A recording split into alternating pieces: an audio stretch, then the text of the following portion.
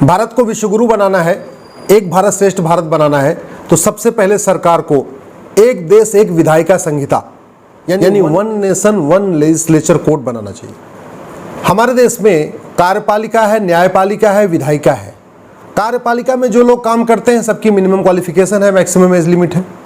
न्यायपालिका में जो लोग काम करते हैं उनकी भी मिनिमम क्वालिफिकेशन है, मैक्सिमम एज लिमिट है। लेकिन विधायिका यानी संसद विधानसभा के सदस्यों की न मिनिमम क्वालिफिकेशन है, न मैक्सिमम एज लिमिट। जबकि सबसे इंपॉर्टेंट काम हमारे देश में सांसदों और विधायकों का है। सांसदों और विधायकों को यह संविधान रटा हुआ होना चाहिए। ये भारत का संविधान सांसद और विधायक के टिप्स पे होना चाहिए, टिप्स पे। उसको पता होना चाहिए कि संविधान के किस आर्टिकल में क्या लिखा हुआ है। ये क्यों होना चाहिए? क्योंकि सांसद और विधायक को लॉ मेकर कहते हैं। लॉ मेकर मतलब कानून बनाने वाला, और कानून जो बनाया जाता है वो संविधान की भावना के अनुसार बनाया जाता है। तो हमारे सांसदों और विधायकों को कानून बनाना आना चाहिए, लेकिन कानून कैसे बनाना है वो संविधान जब पता होगा तभी उनको समझ में आएगा कि कानून कैसे बनाना है। दुर्भाग्यवश हमारे देश में आज भी सांसद और विधायक बनने के लिए कोई मिनिमम क्वालिफिकेशन नहीं है, कोई मैक्सिमम एज लिमिट नहीं है। हवलदार बनने के लिए मिनिमम क्वालिफिकेशन है, होमगार्ड बनने के लिए मिनिमम क्वालिफिकेशन है, चपरासी बनने के लिए मिनिमम क्वालिफिकेशन है, सफाई कर्मचारी बनने के लिए मिनिमम क्वालिफिकेशन है।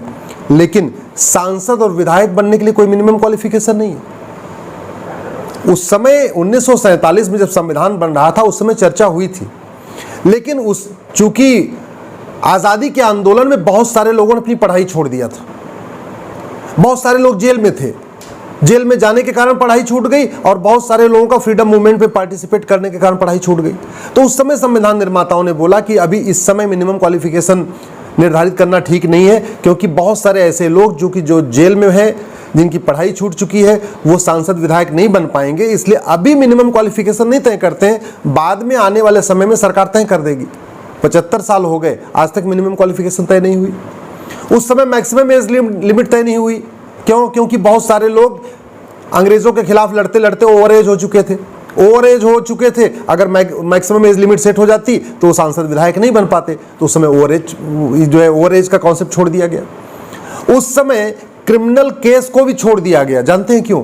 क्योंकि हमारे देश में ज्यादातर लोग जो प्रमुख हमारे नेता थे, सबके खिलाफ अंग्रेजों ने झूठा मुकदमा दर्ज कर रखा था। सबके खिलाफ, किसी के खिलाफ देशद्रोह का मुकदमा, किसी के खिलाफ मर्डर का मुकदमा, किसी के खिलाफ बम फेंकने का मुकदमा, कुछ न कुछ सबके खिलाफ किया हुआ था।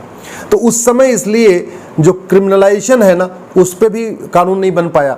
तो हमारे उस समय के संविधान निर्माताओं ने कहा था कि minimum qualification, maximum age limit भी बाद में सरकार तय करेगी, और साफ सुथरा यानी दागी छवि जो हो उसको चुनाव लड़ने से रोकने पे भी बाद में कानून बनेगा। दुर्भाग्यवश आज तक नहीं बना। एक आदमी जो सजा याफ्ता हो, जिसको 2 दिन की भी सजा हो जाए, वो चपरासी नहीं बन सकता, हवलदार नहीं बन सकता, क्लर्क नहीं बन सकता। कलेक्टर बनना तो बहुत बाद की बात है, लेकिन वो विधायक बन सकता है, सांसद बन सकता है, मंत्री बन सकता है, मुख्यमंत्री बन सकता है। ऐसे बहुत सारे लोग हैं जिनके खिलाफ सीरियस केसेस में, रेप के केस में, मर्डर के केस में, किडनैपिंग के केसेस में, ड्रग स्मगलिंग के केसेस में, फिरौती के केसेस में, लैंड ग्रैबिंग के केसेस में, माइनिंग के केसेस में, शराब तस्करी के मामले में, नशा तस्करी के मामले में बाकायदा चार्जेस फ्रेम हो चुका है। एफआईआर तो छोड़िए, एक तो पहले एफआईआर होता है, उसके बाद पुलिस जांच करती है, पुलिस चार्जशीट फाइल करती है, चार्जशीट फाइल करने के बाद दोनों पक्षों को कोर्ट सुनती है, सुनने के बाद चार्ज फ्रेम करती है। तो ऐसे लोगों को जिनके खिलाफ कोर्ट ने चार्जेस फ्रेम कर दिया है, वो भी सांसद विधायक मंत्री मुख्यमंत्री बने हुए।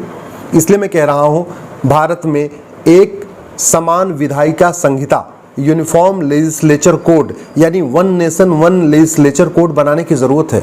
मैं प्रधानमंत्री से निवेदन करता हूं, विशेष सत्र बुला रहे हैं, प्लीज एक दिन आप यूनिफॉर्म लेजिस्लेचर कोड पे चर्चा कराइए, समान विधायिका संहिता पे चर्चा कराइए, और भारत में एक समान विधायिका संहिता लागू करिए।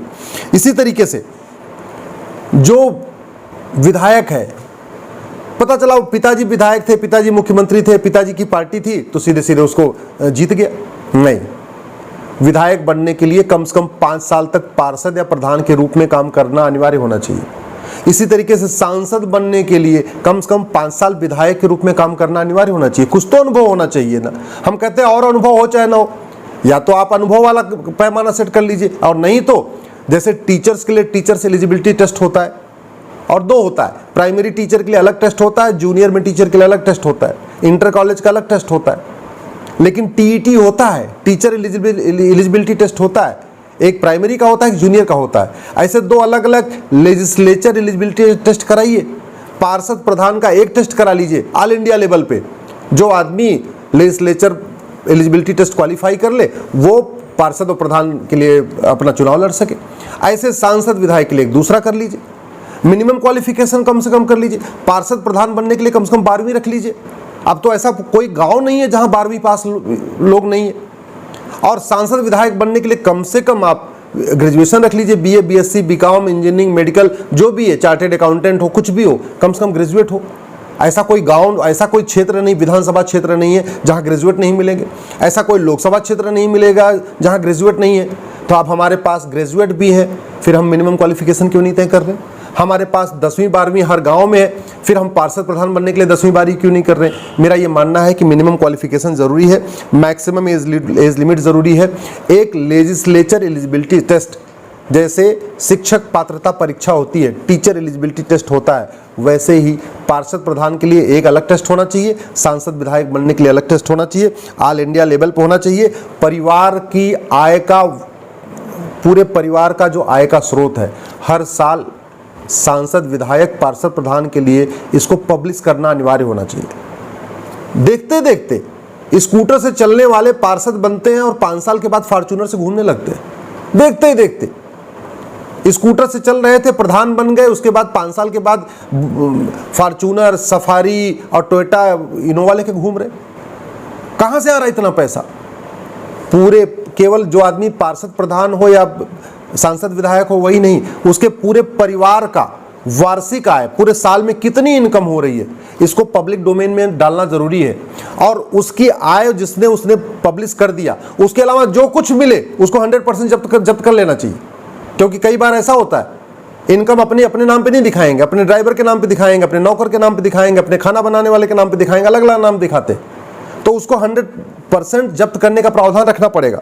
इसी तरीके से जब एक सजा याफ्ता व्यक्ति, सजा याफ्ता तो छोड़िए, जिसके खिलाफ मुकदमा हो जाता है वो भी आईएएस की परीक्षा में नहीं बैठ पाता, जिसके खिलाफ चार्ज फ्रेम हो जाता है वो टीचर नहीं बन पाता, लेकिन वो सांसद बन के शिक्षा मंत्री बन सकता है। आज की डेट में एक सजा याफ्ता व्यक्ति चपरासी नहीं बन सकता, हवलदार नहीं बन सकता, होमगार्ड नहीं बन सकता, सफाई कर्मचारी नहीं बन सकता, लेकिन एक सजा याफ्ता व्यक्ति सजा पूरी होने के 6 साल के बाद चुनाव लड़ सकता है। और पार्टी बनाने और पार्टी पदाधिकारी बनने पे तो कोई प्रतिबंध ही नहीं है। लालू सजा याफ्ता है, पार्टी अध्यक्ष बन के बैठे हुए, चौटाला सजा याफ्ता है, पार्टी अध्यक्ष बन के बैठे हुए, मधु कोड़ा सजा याफ्ता है, पार्टी अध्यक्ष बन के बैठे हुए, शशिकला सजा याफ्ता है तमिलनाडु में, वो भी पार्टी अध्यक्ष बन के बैठी हुई है। कितने सारे लोग ऐसे सजा याफ्ता है।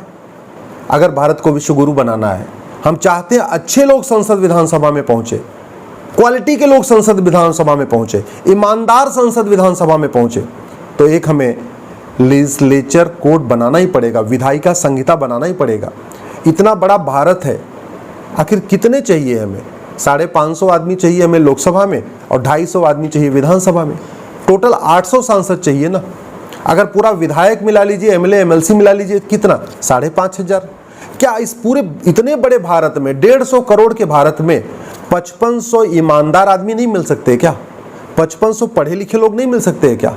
5500 ऐसे लोग नहीं मिल सकते जिनको नियम कानून बनाना आता हो? मिल जाएंगे, लेकिन कानून बनाना पड़ेगा। नैतिकता की बातें करने से नैतिकता नहीं आएगी, कानून बनाने से नैतिकता आएगी। इसलिए मैं प्रधानमंत्री से निवेदन करता हूं, आप विशेष सत्र बुला रहे हैं, please one nation one legislature code, एक देश एक विधायिका संहिता, यानी यूनिफॉर्म लेजिस्लेचर कोड, समान विधायिका संहिता पे चर्चा कराइए और भारत में एक समान विधायिका संहिता लागू करिए।